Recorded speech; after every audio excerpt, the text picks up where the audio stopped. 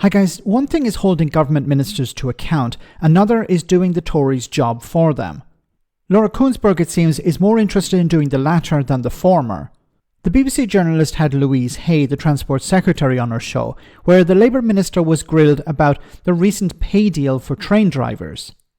Now, a proper journalist would have quizzed the Minister about funding, asking if it was enough to improve the service. Instead, Laura talked about the, and I quote, inflation-busting pay deal. Have a listen to this.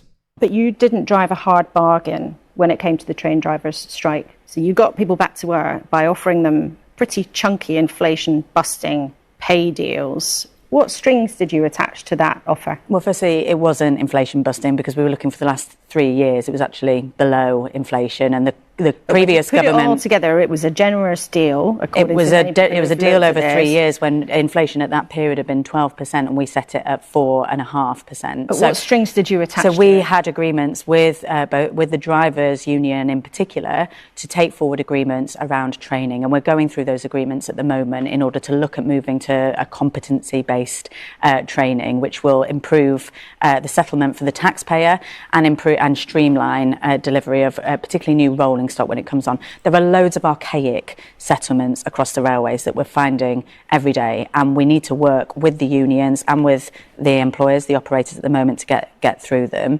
and to make sure that we have a modern, efficient set of terms and conditions for the railways, because I'm very clear we don't have that at the moment.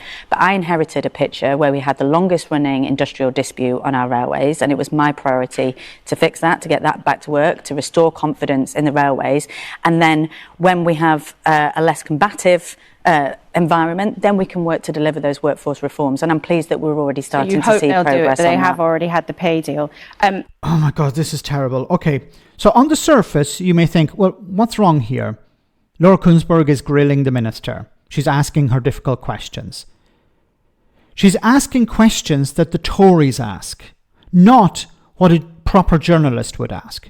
What I mean by that is, the Tories keep banging on about, oh, look, you gave all this money to the train drivers, you gave them a bonus, you gave them more money without strings attached. Why are you doing that? Oh, is it because your paymasters are the trade unions and that's what you're doing?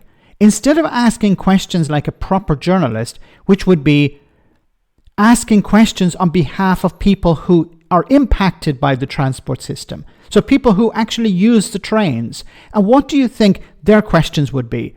Well, are the trains going to arrive on time? Are the trains actually going to arrive? Is the service going to be improved?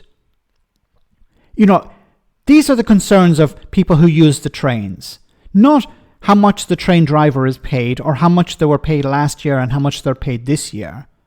This is terrible journalism.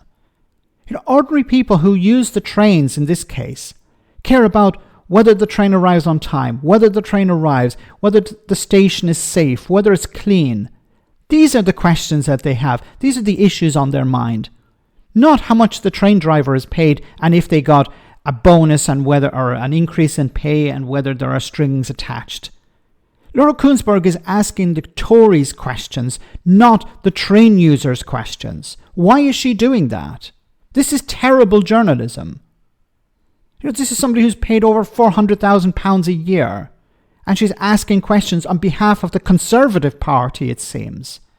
Once again, the people who use the train care about the service. They want to know, okay, are you going to extend the service out to my town, for example? Are you going to put on more carriages, more trains? Are we going to see more staff in the stations because it's safe, you know, to feel safe at night? Is the level of service going to improve? Like, what they've been doing since they took over is to try and avoid the strikes.